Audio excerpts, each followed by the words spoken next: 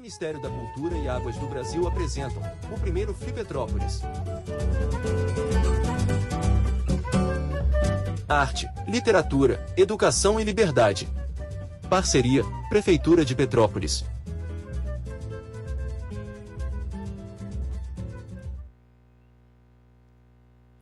Olá, boa tarde a todos e a todas. Meu nome é Fabiano, eu sou professor e pesquisador da área de pesquisa do Museu Imperial, aqui em Petrópolis. É um prazer estar aqui diante de todos os senhores. Gostaria de saudar a todos os presentes e agradecer a participação nessa sessão. Gostaria de parabenizar ao presidente da Flipetrópolis, o jornalista e gestor cultural Afonso Borges, aos curadores Gustavo Gandinetti, Leandro Garcia, Léo Cunha, Sérgio Abrantes, Tom Farias, pela proposta e realização desse evento extraordinário. E pela feliz escolha do patrono Juliano Moreira. Que venham outras festas literárias. Gostaria também de agradecer o convite, mas aí eu deixo as saudações institucionais ao nosso diretor, professor Maurício Vicente, e dizer que é uma honra estar neste evento e mediar essa mesa com o nosso diretor e a minha colega Alessandra Fraguas. Bom, estamos num festival literário, né? Em Petrópolis. E por isso eu faço 3 observações que eu acho que são importantes para a gente pensar aqui esse espaço, né? A nossa atual Biblioteca Gabriela Mistral, cuja trajetória começa em 20 de dezembro de 1871, ela faz parte de um contexto histórico nacional que remonta a um decreto onde foi determinada a criação de bibliotecas populares no Brasil inteiro. Também eu faço menção à nossa querida editora Vozes, que está aí há mais de 100 anos resistindo. Não é fácil, para quem trabalha com o mercado editorial, sabe disso. E falando de publicações, também faço uma menção, puxando a brasa aqui para a nossa sardinha, ao nosso anuário, né, Maurício, que existe a primeira edição de 1941, ele vai até 1982, depois tem uma edição em 95, e a partir aqui da nossa colega e do nosso colega aqui, Leandro, em 20 começa uma nova fase do nosso anuário, que também vai estar à venda aqui. E eu destaco, antes de abrir a mesa, uma fala dessa relação do Museu Imperial com a cultura, com a história, com a divulgação do conhecimento, uma fala do primeiro diretor do Museu Imperial, Alcino Sodré, de 1940, só um trechinho, olha que interessante. O Museu Imperial encontrou ainda mais compreensão de estabelecer nos seus mistérios a existência de biblioteca e de arquivo, e não só, e realizar conferências e publicações. E a formação de uma outra biblioteca pública, como seja a do Museu Imperial, atenção, facilitando a difusão da cultura. Isso em 1940. Né? E é muito emblemático essa fala do Alcino Sodré, quando ele fala de publicações, porque os colegas vão comentar dessa publicação, que é uma publicação, podemos dizer, né, 95% Museu Imperial. Né? Depois eles vão explicar. A mesa Dom Pedro II e Portugal, Memória, Representações e Sociabilidade, remete ao título do livro, que será nosso foco aqui. É composta por Alessandra Bittencourt Figueiredo Fragas, que tem a honra de ser colega na área de pesquisa do Museu Imperial, e por nosso diretor, Maurício Vicente Ferreira Júnior, diretor do museu, ambos organizadores da publicação e também autores de capítulos que compõem.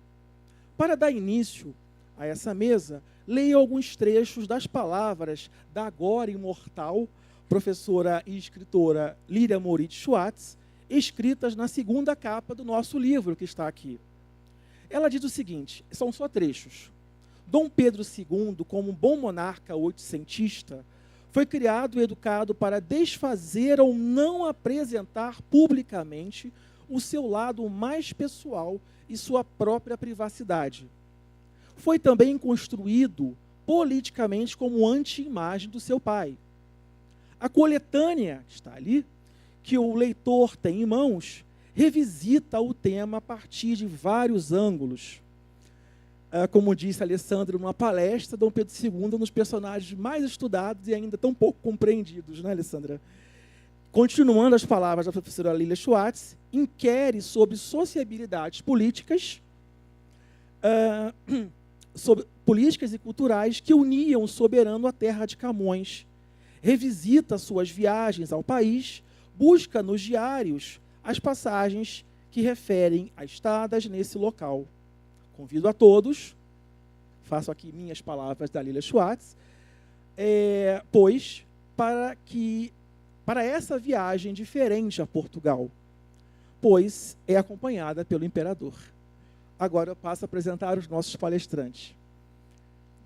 Alessandra Bittencourt Figueiredo Fragas, doutoranda e mestre em História Política pela UERJ, graduada em licenciatura em História pela UCP e bacharelado em Ciências Sociais pela UFRJ e FIX. Desde 2008, trabalha no Museu Imperial IBRAM, possui experiência em projetos relacionados ao acervo histórico e artístico da instituição, é coautora do dossiê que rendeu aos documentos relativos às viagens do imperador pelo Brasil e pelo mundo a nominação no programa Memória do Mundo Internacional da Unesco. Foi técnica em acervo do projeto de digitalização do acervo do Museu Imperial DAMI, convido a todos a conhecer. Atualmente é corresponsável pela área de pesquisa, é editora do Anuário do Museu Imperial Nova Fase, pesquisadora integrante do Núcleo de Estudos e Processos Criativos, dedicado ao estudo e divulgação da produção intelectual de Dom Pedro II, e do Grupo de Estudos e Pesquisas em Patrimônio Bibliográfico e Documental, que nós temos agora no Museu Imperial, associada à Sociedade Brasileira de Estudos dos 800 e associada titular do Instituto Histórico de Petrópolis. Apresento também Maurício Vicente Ferreira Júnior, bacharel em História pela UFRJ, Master of Art, Museum Institute, pesquisador do Museu Imperial e diretor da Unidade Museológica do Instituto Brasileiro de Museus, do Ministério da Cultura. Foi parecerista de projetos apresentados ao Fundo Nacional de Cultura, presidente do Comitê Brasileiro do Programa Memória do Mundo, Unesco, de 2015 a 2017, é membro de comissões técnicas, consultor de diversas instituições e curador de mais de 30 exposições no Brasil e no exterior.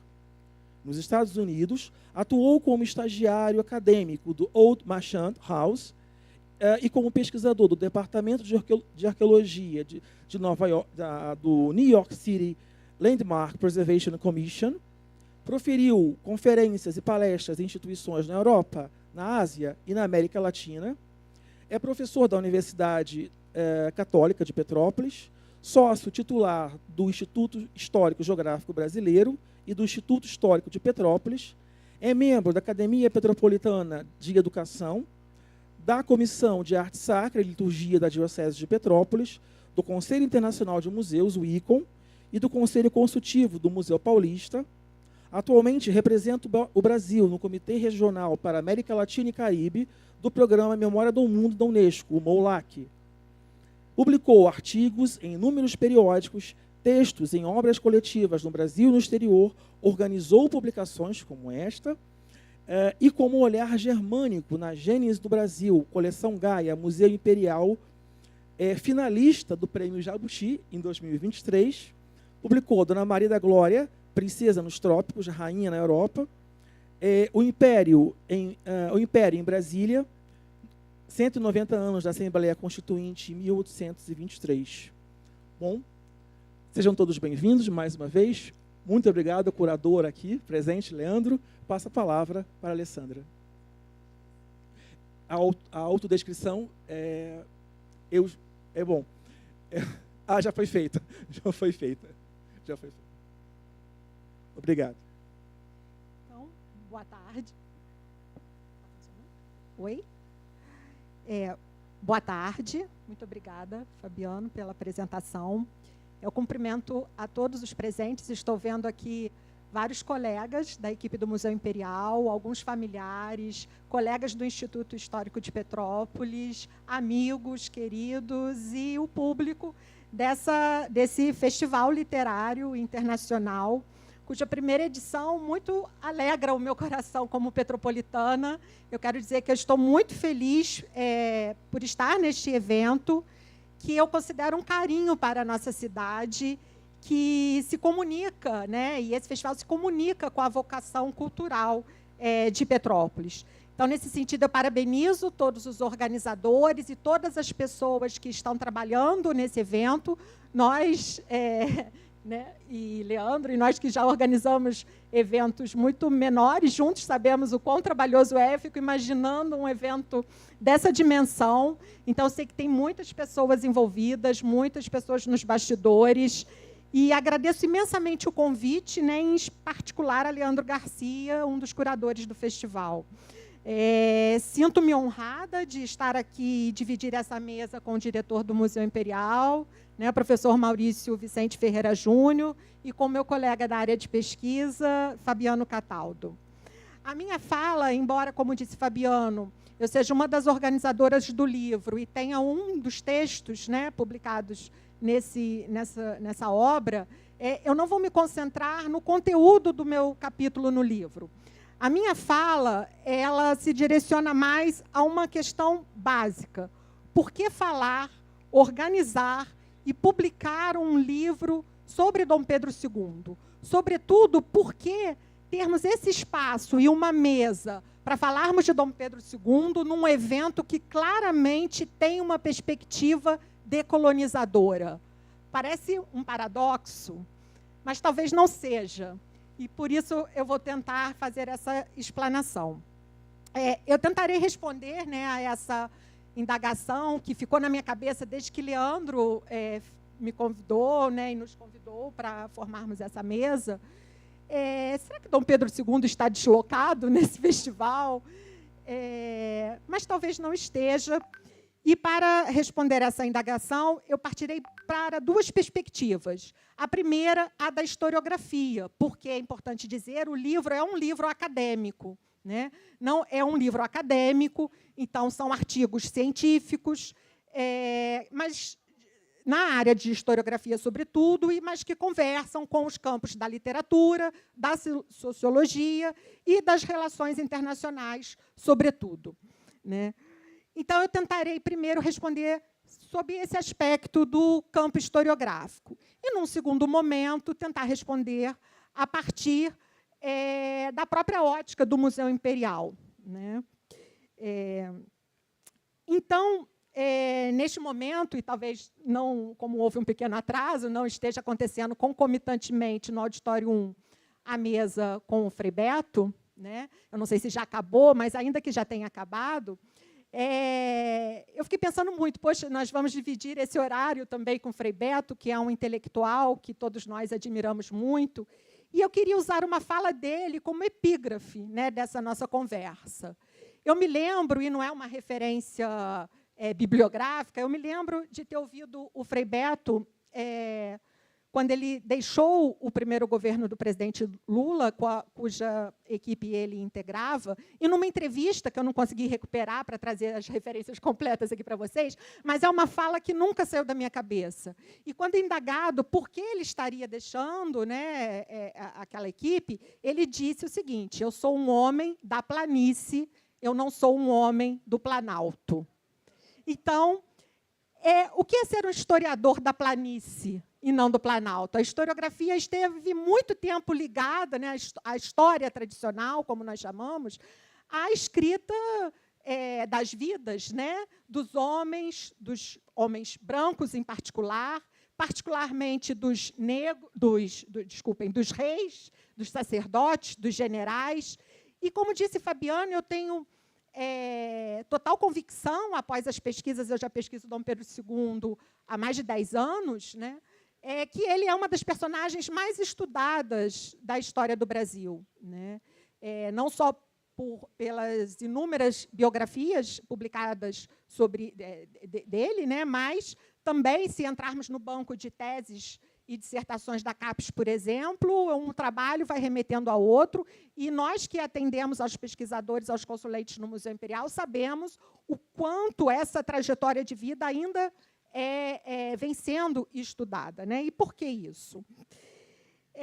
Retomando essa fala de ser um historiador da planície, é um movimento que eu considero irrevogável da historiografia, né?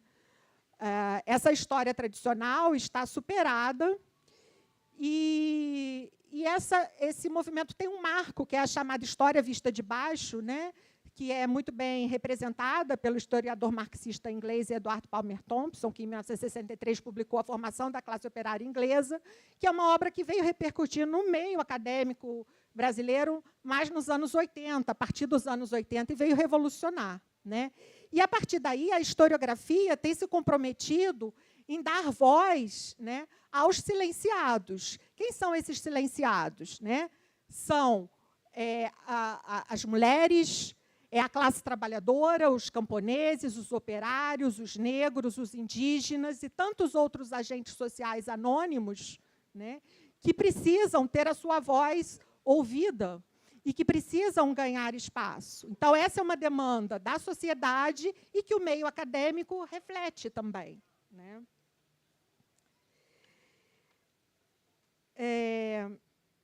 Então, por que continuarmos falando sobre Dom Pedro II? E aí eu queria trazer uma fala do Sérgio Buarque de Holanda, né, que, em capítulos de História do Império, eu abro aspas, ele disse o seguinte: por maior que possa ser a tentação de querer reduzir o papel que um homem só possa exercer no curso da história, força é confessar que os poderes que enfeixava Dom Pedro II não nos deixam silenciá-lo ou subestimá-lo.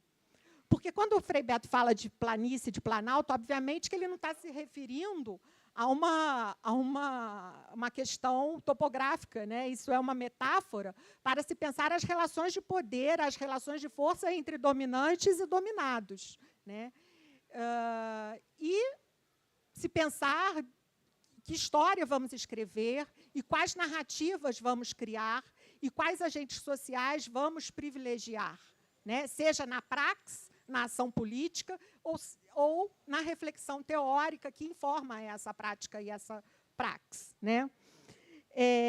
Então, eu penso que essa assertiva de Sérgio Buarque de Holanda, ela também dialoga com uma outra fala que aconteceu aqui ontem, que foi a do Jamil Chad, e que, quando o Jamil Chad falou sobre questões de justiça, de direito à verdade, à reparação histórica, ele contou para a gente que, muitas vezes, ele recebe críticas, né, de pessoas que viram para ele e dizem: você está preso ao passado, você olha muito para o passado, né? E aí ele responde a essas pessoas: eu não estou preso ao passado, quem está preso ao passado é o Brasil. E aí, recuperando essa ideia, eu penso que estudar a trajetória de Dom Pedro II nos ajuda muito a compreender que Brasil é esse que está preso ao passado, né? Que se pensarmos que as bases do Império foram a escravidão e o racialismo, o patriarcado e o autoritarismo dele consequente, a extrema hierarquização social que levou à exclusão e à desigualdade social, o que a vida de Dom Pedro pode nos revelar a respeito dessa relação de forças entre as elites imperiais, o que pode nos dizer acerca das fissuras entre elites imperiais, né? As minhas pesquisas têm apontado que houve, sim, uma inflexão na trajetória de Dom Pedro II, que, sobretudo, a partir da primeira viagem que ele realizou ao exterior, em 1871, e Portugal foi a porta de entrada, e, por isso, essa opção por fazer essa primeira publicação relativa às viagens sobre Portugal, né? A partir dessa primeira viagem, Dom Pedro II se inseriu definitivamente numa rede de sociabilidades políticos e culturais, mas fundamentalmente culturais, né, que fizeram com que ele se afastasse do que eu chamo da ortodoxia, né, do conservadorismo de determinados segmentos das elites imperiais e se aproximasse de alguns nomes, né, da geração de 1870, de alguns novos liberais, como, cito dois, Joaquim Nabuco e André Rebouças, né? No final das contas, e na última década do Império, né, o professor José Murilo de Carvalho já veio mostrando isso, alguns nomes dessa geração de 1870 se aproximaram, e a documentação que o Museu Imperial guarda revela isso, de Dom Pedro II, porque entendiam que o imperador detinha poderes, e a partir do poder moderador, fundamentalmente, que propiciariam que algumas reformas, e a abolição como a principal delas, poderiam ser efetivadas através dessa participação mais efetiva de Dom Pedro II nos debates acerca dessas causas e questões que sacudiram a década de 1880 no Brasil, né? Mas as minhas pesquisas também apontam que uma parcela significativa das elites imperiais, né, conseguiram ser mais dinásticas do que o próprio monarca, né? E, ao fim e ao cabo, era o próprio Dom Pedro II quem não se coadunava mais com esse projeto político conservador que foi mantido pela Primeira República, né? Então, nesse sentido, entendermos esse conservadorismo que possibilita essas bases, a continuidade em termos estruturais, porque nós, historiadores, pensamos fundamentalmente em termos estruturais, na longa duração, né? Muitos desafios que enfrentamos hoje estão fincados nessas bases estruturais que eu mencionei, né? O autoritarismo, o racialismo, que tem a ver com a escravidão, né? E o conservadorismo, inclusive o conservadorismo político, né, que volta e meia quer dar as suas caras e organizar alguns golpes. Então, como disse José Murilo de Carvalho, estudar determinados segmentos das elites não significa fazer uma história elitizada. E eu, em nenhum momento, me propus, ao longo dessa década que vem estudando Dom Pedro II, fazer uma história elitizada.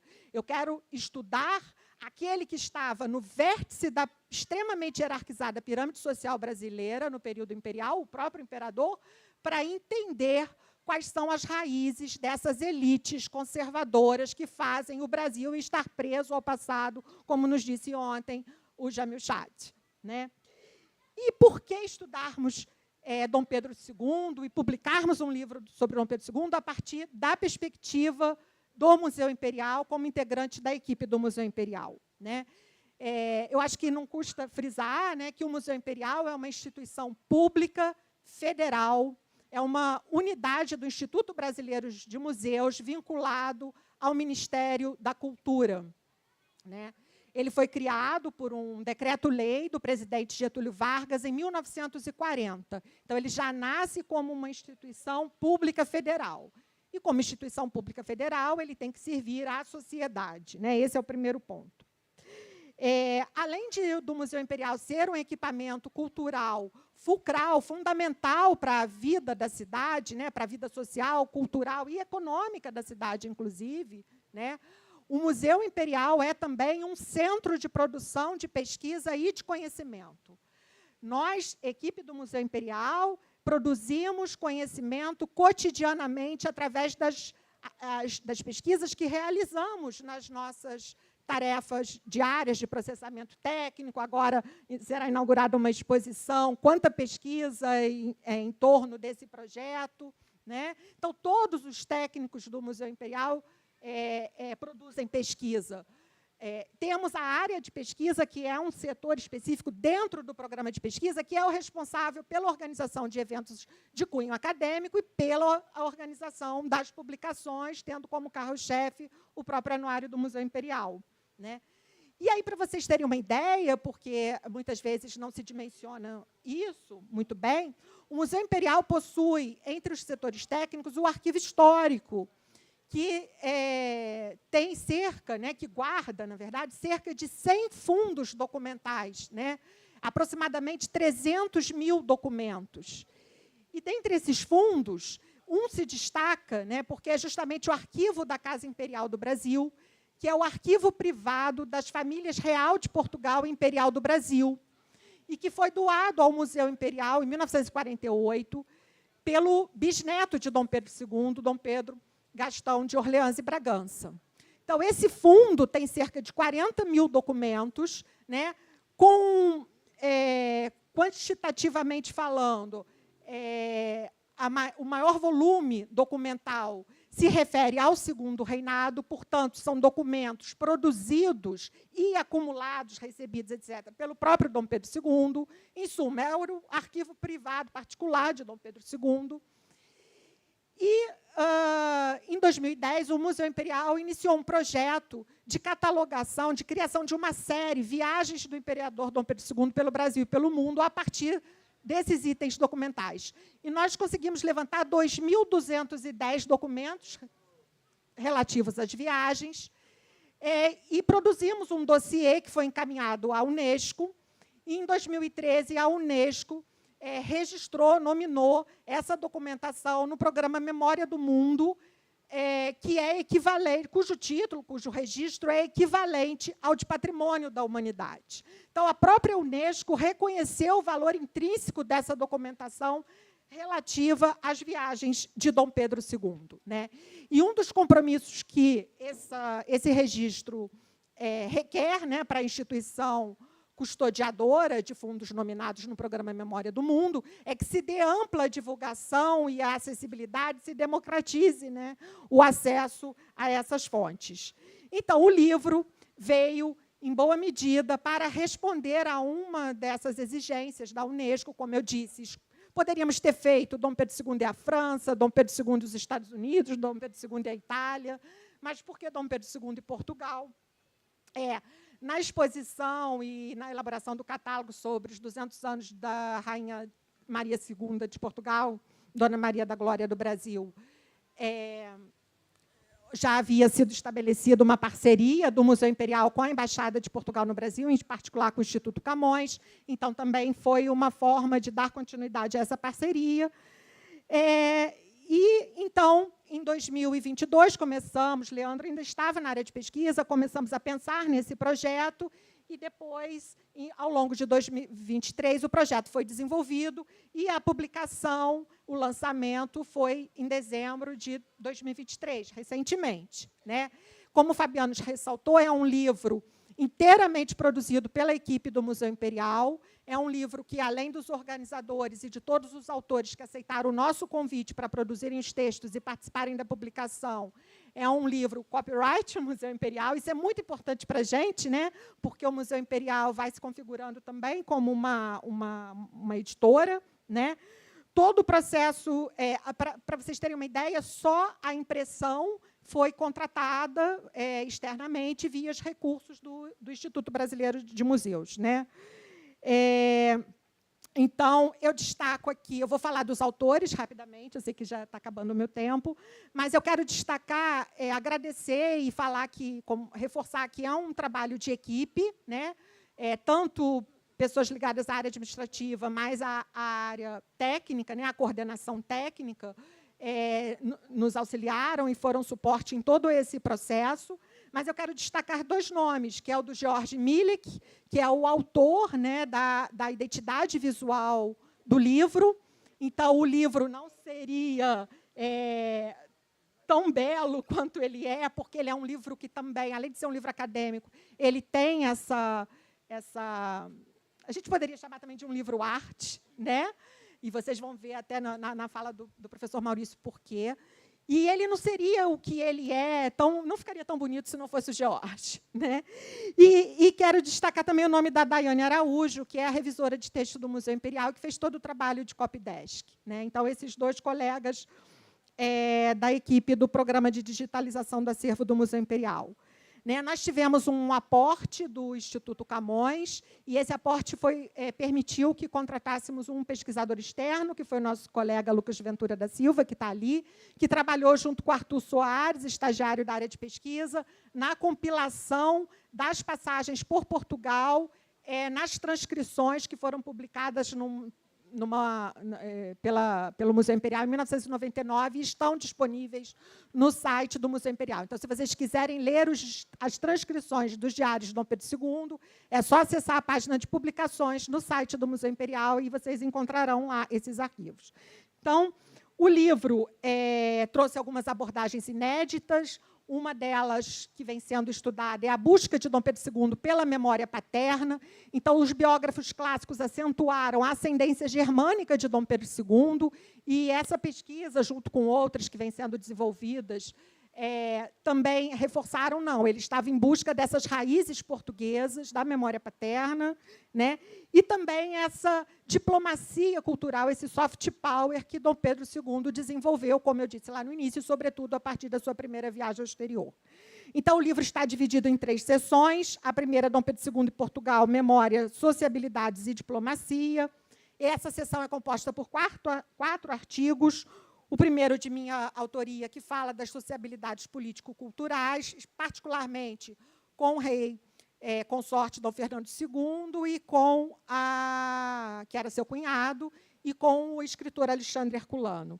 O segundo foi escrito aqui pelo meu colega Fabiano Cataldo, né, em coautoria com Frederico Ferreira, que é diretor do Arquivo Histórico do Itamaraty, no Rio de Janeiro, e que abordaram as comemorações do tricentenário da morte de Camões no Brasil, as comemorações no Rio de Janeiro, em 1880, mais uma vez trazendo essa ideia do Dom Pedro II como um intelectual mediador, né, de como ele atuou, por exemplo, para a exposição camoniana que a Biblioteca Nacional organizou na efeméride e tudo mais.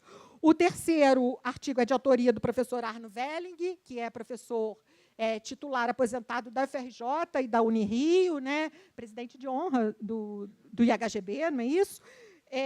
E que descreve membro da ABL, né?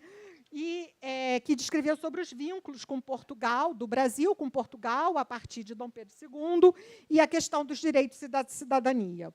O quarto texto dessa sessão é de autoria da professora portuguesa Isabel Corrêa da Silva, da Universidade de Lisboa, que correlaciona a situação da dinastia brasileira com a da dinastia de Bragança em Portugal, né?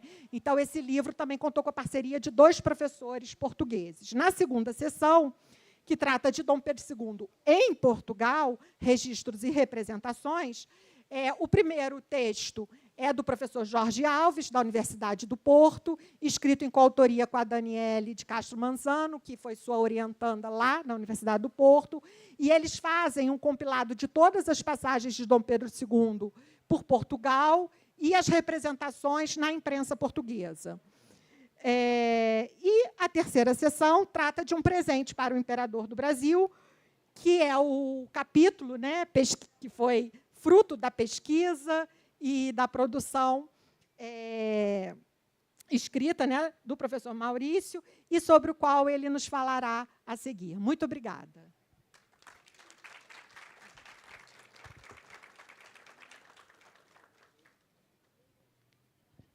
Obrigado, Alessandra. Professor Maurício. Sim, boa tarde, senhoras e senhores. É um prazer tê-los aqui. É difícil concorrer com o Frei Beto, mas, mesmo assim, temos uma audiência, eu diria, plena, né, nesse auditório. Agradeço a todos, né, pela opção de acompanhar aqui a fala dos meus colegas. Eu cumprimento o Leandro Garcia, ex-colega do Museu Imperial e um dos curadores da FLI Petrópolis, e parabenizo pela iniciativa. Eu, agora, semana retrasada, participei da Feira Internacional do Livro de Bogotá, tá? E lá, na Colômbia, é considerado o maior evento nacional. Ou seja, o livro congrega, abriga o maior evento do país. Eu espero que a FLI Petrópolis, nas próximas edições, não necessariamente seja o maior evento do país, mas que seja o maior evento de Petrópolis. Por isso, então, eu parabenizo mais uma vez a iniciativa, que para nós é assim espetacular, espetacular mesmo.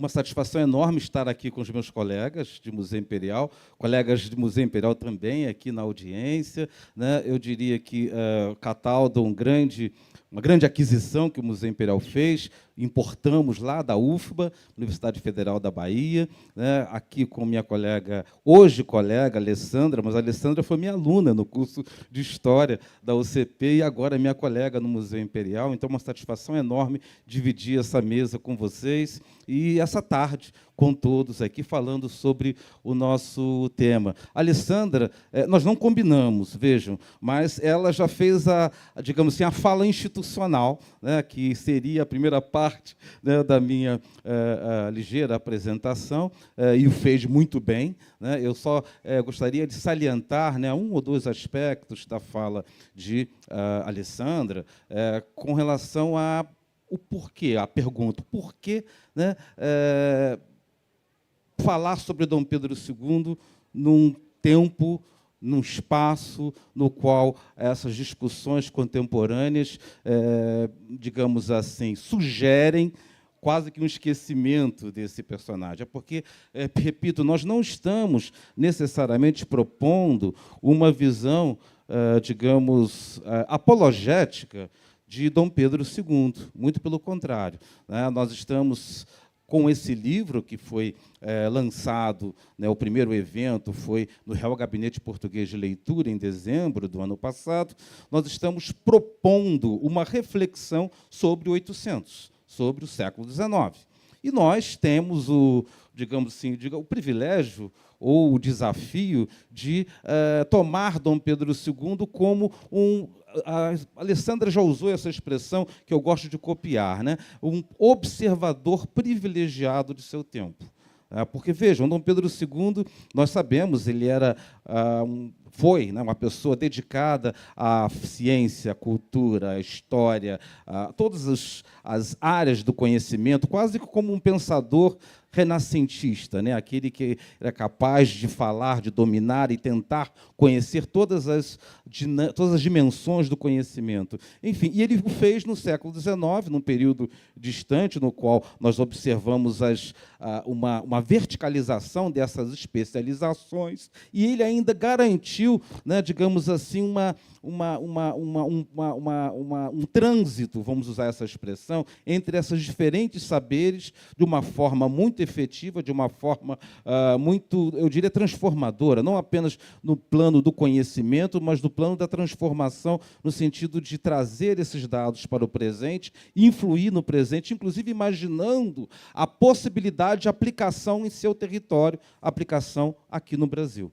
Em vários aspectos isso não ocorreu, em alguns, vamos dizer, ficou no plano do sonho, da idealização, né? Mas podemos só citar aqui o contato dele com o telefone, por exemplo, o contato dele com a fotografia, ou seja, são invenções, inovações que tiveram lugar no século XIX, né, e que transformaram esse século, transformaram a forma de enxergar o mundo, não só enxergar, registrar, informar, conhecer e refletir sobre esse tempo presente, aspectos que estão configurando a nossa disposição frente ao conhecimento ainda nos dias de hoje, né?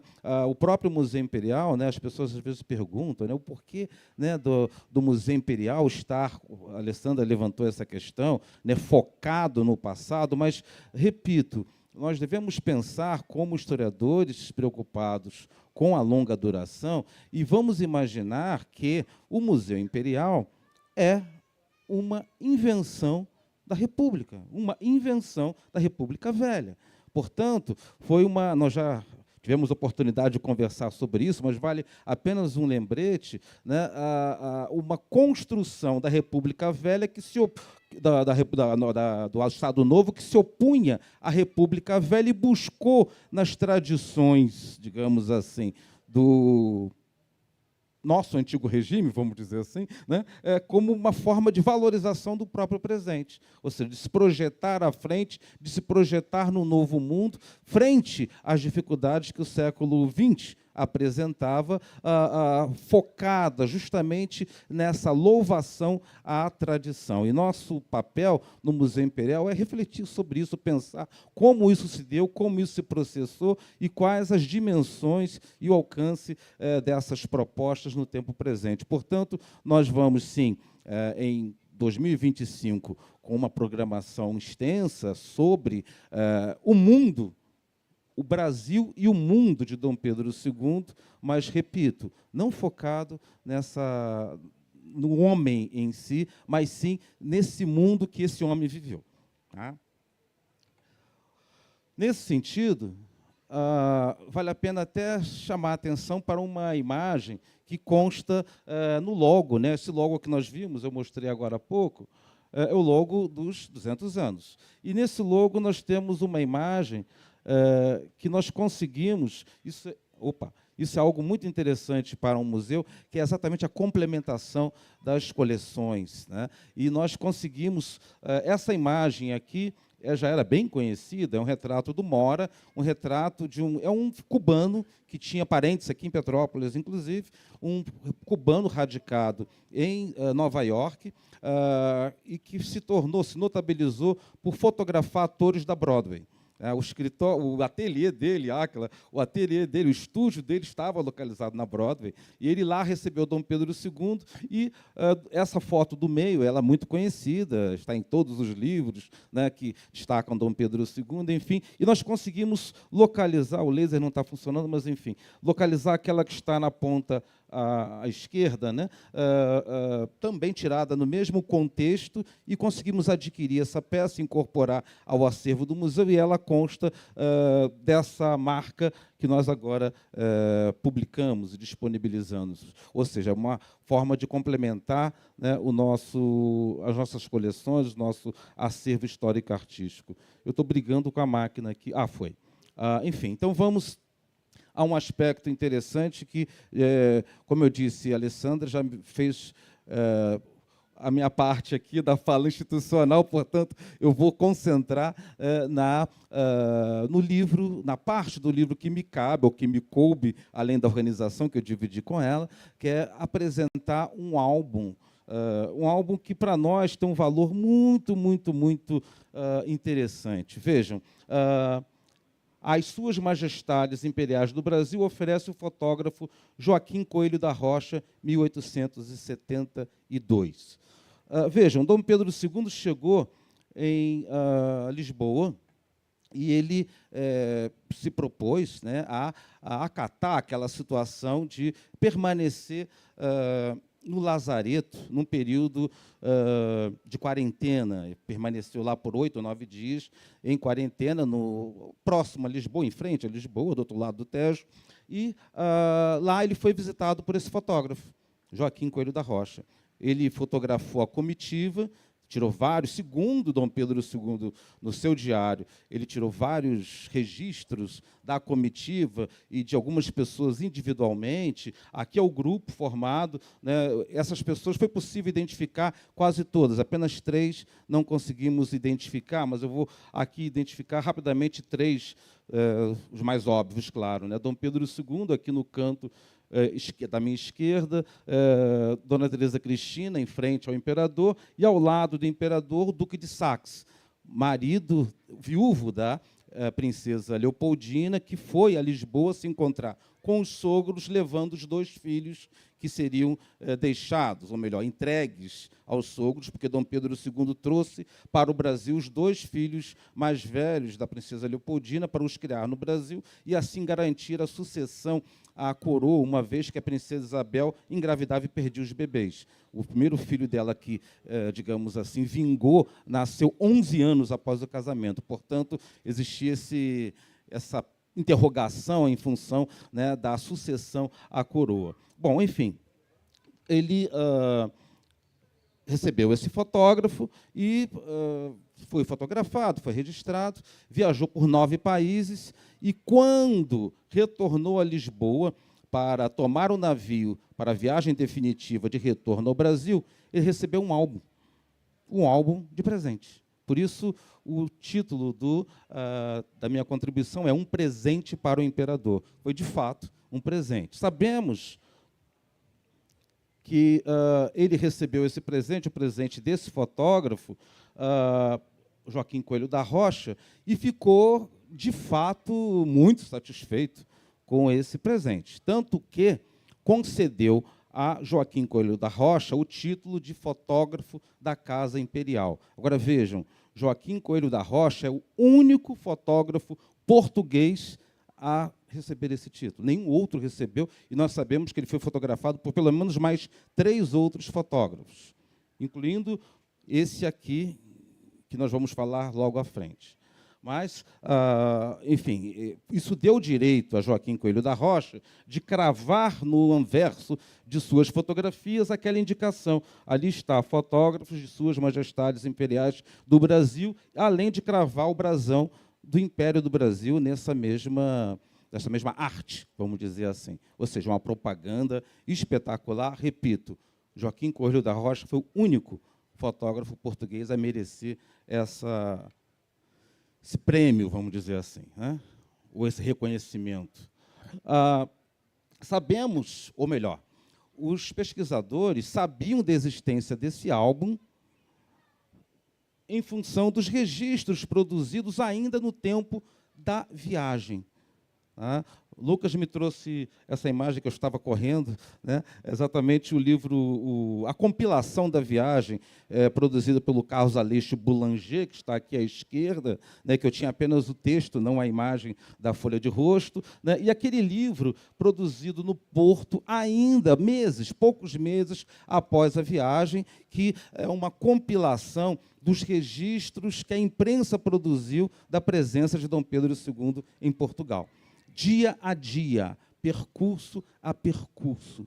É assim uma documentação espetacular. Bom, os pesquisadores, repito, conheciam, sabiam da existência desse livro, mas aí cabe uma ponderação sobre duas expressões que nós utilizamos em muito, enquanto historiadores do colecionismo, e que tem uma conotação, encontram uma conotação diferente da que vocês possam encontrar no dicionário, que é procedência e proveniência.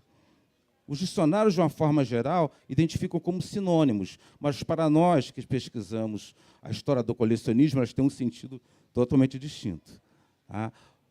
Procedência, no nosso linguajar, vamos dizer assim, diz respeito à origem. Proveniência diz respeito ao percurso que esses itens passaram. Portanto, os pesquisadores não localizaram esse álbum, porque estavam preocupados com a procedência e não com a proveniência. Tem 2 pesquisadoras portuguesas que disseram, olha, procuramos esse álbum em Portugal, procuramos no Brasil, procuramos em toda parte e não encontramos. Isso por quê?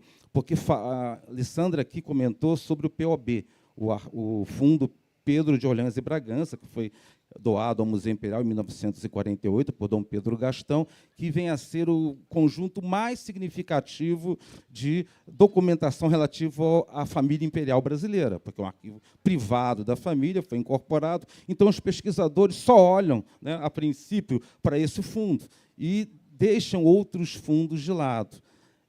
Esse álbum não pertence ao POB, ou melhor, ele foi parte, claro, da coleção. Dom Pedro II ficou muito feliz, trouxe esse álbum para o Brasil, guardou com todo o carinho do mundo, mas aconteceu o seguinte, esse álbum de fotografias, vamos dizer assim, não sabemos como foi esse processo, mas ele brotou, vamos dizer assim, no Museu Nacional. O Museu Nacional era a residência da família imperial, como Paço de São Cristóvão. Foi sede ou local dos leilões do Paço. Ele não participou dos leilões do Paço, sabemos, porque não consta do catálogo. Por outro lado, ele apareceu, literalmente, brotou, como eu disse, do Museu Nacional. Em 1922, quando o Museu Histórico Nacional foi criado, ele foi transferido para esse museu. E, em 1940, quando o museu foi criado, ele fez um caminho, subiu a serra, veio parar em Petrópolis. Portanto, ele não tem vínculo com o POB, que já havia sido doado ao Museu Imperial em 1948. Ou melhor, seria doado posteriormente, ele entrou antes, inclusive. Bom, ele, portanto, os pesquisadores buscavam num fundo onde ele, claro, não estava, ou nunca esteve, né? Ou pelo menos um período da sua proveniência, e sim da sua procedência. O que ocorre? Ocorre que Dom Pedro II também registrou esse, não necessariamente o álbum, veja bem, mas registrou o fotógrafo, né? Aquilo ali é a caderneta de 1876, lá a caderneta de 1871. Aqui temos um desenho. Áquila, você vai adorar ver os desenhos de Dom Pedro II. Nas cadernetas de viagem, ele produziu vários desenhos, inclusive são 2 marinheiros do navio Douro. Douro foi um navio deixa eu ver, maio de 71, da Vinda, né?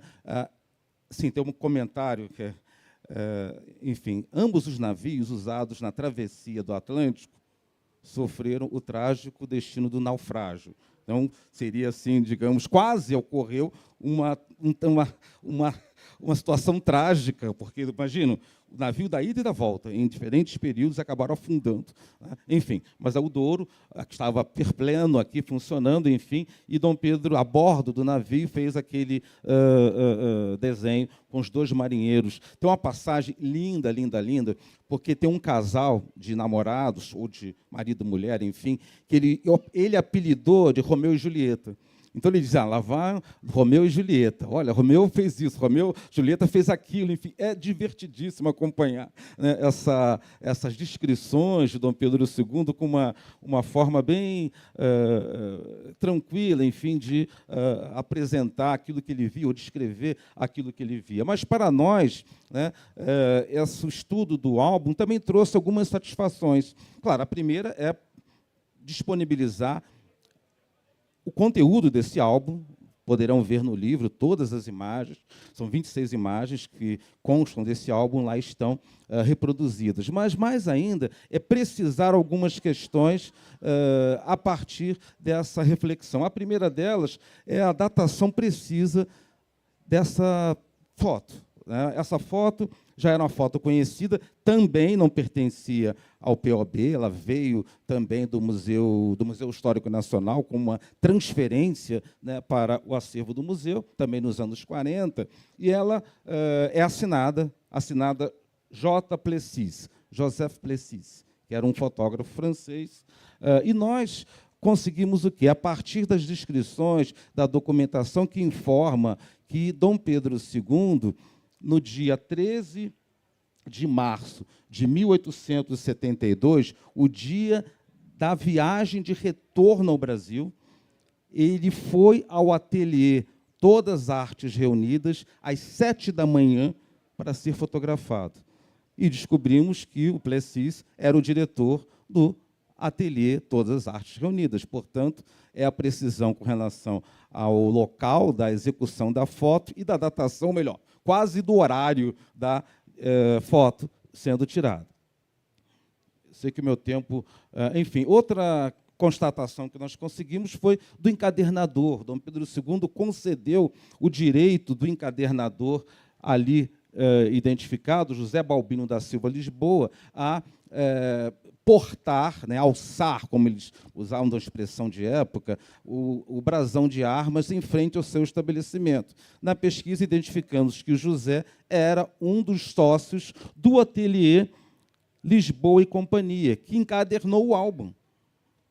Ou seja, a satisfação de Dom Pedro foi tamanha que ele concedeu direitos ao fotógrafo e até ao encadernador da obra, que não aparece no álbum, aparece apenas como o nome da oficina. Mas, enfim, vamos avançar. Falando sobre as fotos, né, nós temos 26 fotografias e tentamos entender um pouco da lógica interna que o fotógrafo utilizou para formar esse álbum. Uma referência muito interessante para nós de um autor do qual eu gosto muito, né? Alguns não gostam, né, Alessandra? Não falando de você, mas alguns autores, alguns críticos, enfim, que é Roger Chartier. Né? Chartier desenvolveu num texto clássico uma reflexão na qual ele aponta que alguns objetos ou formas no âmbito da representação, elas têm uma força capaz de identificar pessoas.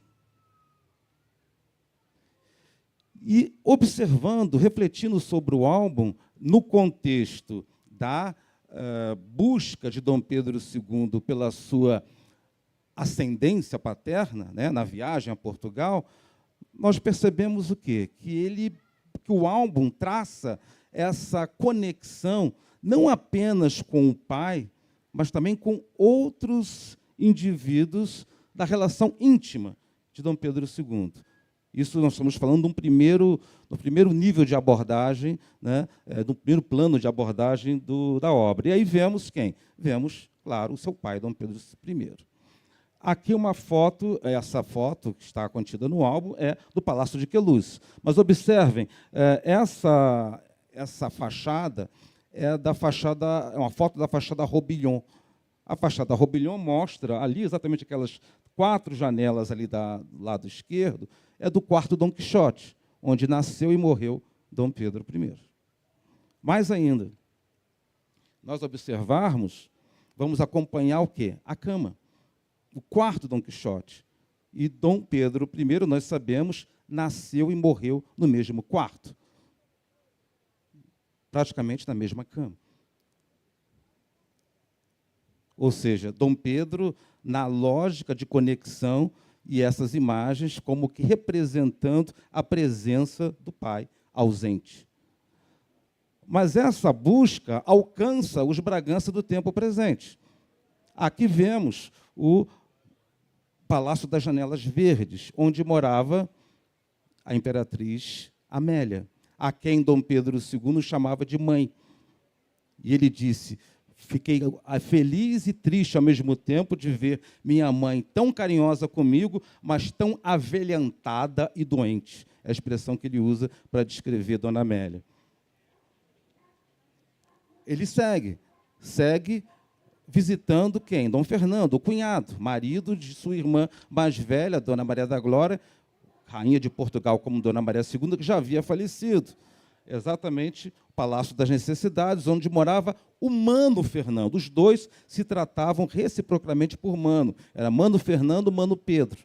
Isso na correspondência a gente acompanha. Né? Portanto, aqui, esse palácio, onde residência oficial do Mano Fernando, ou no Palácio de Verão do Mano Fernando, mas aqui já ocupado pela Condessa Dédala, que era a esposa atual, uma vez que Dona Maria da Glória já havia falecido há muito tempo. O Palácio da Pena é outro, que ele ficou encantado exatamente com o que viu. Mais uma vez, duas imagens ou 2 palácios que representam o Mano Fernando. Isso segue com o sobrinho. Esse é o Palácio da Ajuda, atual Palácio Nacional da Ajuda, onde residiu o rei de Portugal, Dom Luís, sobrinho de Dom Pedro II, que não gostou do contato com o sobrinho, inclusive. Né? Disse que não gostou dos modos do Luís e interrompeu. Isso foi, para ele, algo assim. Interrompeu porque ele estava conversando com Alexandre Herculano. Aí chega o sobrinho e ele fala: ai, que droga, chegou o meu sobrinho. Foi tipo assim, algo que ele não recebeu com tranquilidade, né, digamos assim. A gente observa uma constatação dessa predileção, porque ele, talvez, é o personagem mais esperado, além, né, de Dona Amélia e Dom Fernando, era Alexandre Herculano. Alexandre Herculano, grande historiador português, muito bem estudado por Alessandra no seu artigo. Ele lutou com Dom Pedro na campanha de libertação, na campanha liberal, e era correspondente de Dom Pedro II, ou foi correspondente de Dom Pedro II durante décadas. E, em 1871, finalmente se encontraram pela primeira vez.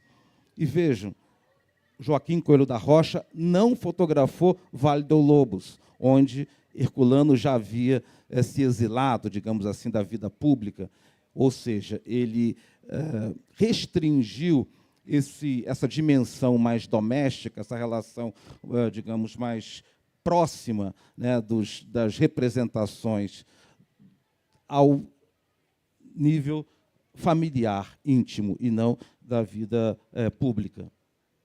E aí vamos, então, já que o tempo já está terminando, ao que uma outra dimensão contida nessas fotografias. E aí vamos justamente caminhar para,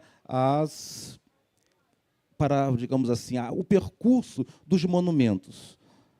Dom Pedro II acordava às 5 da manhã e tinha já programação já pré-definida para visitar esses grandes monumentos portugueses, e o nosso fotógrafo também buscou esse registro e elencou aqueles mais elogiados por Dom Pedro II, a começar pelo Mosteiro dos Jerônimos, no qual ele teve a companhia de Alexandre Herculano, e foi uma visita que ele descreveu como espetacular. E aí eu vou passar rapidamente, Mafra, né, que essa foto para nós também é muito interessante, porque é a imagem mais antiga do convento de Mafra.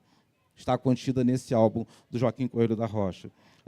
Ou o Rossio, né? O Rossio, com a escultura em homenagem a Dom Pedro IV, né? Nosso Dom Pedro I, Dom Pedro IV de Portugal, que havia sido inaugurado um ano antes, ou seja, ele visitou o sítio no momento praticamente da sua inauguração, coisa de meses após a inauguração, né?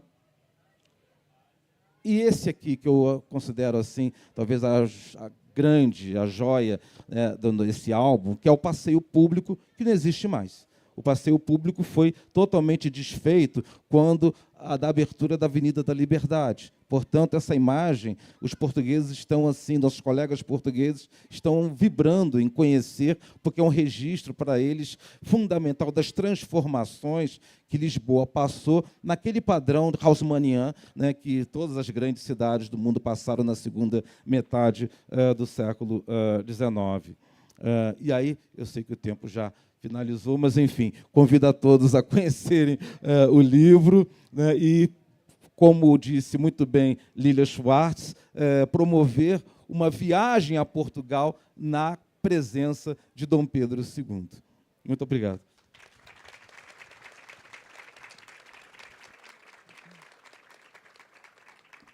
Muito obrigado, Maurício. Muito obrigado, Alessandra.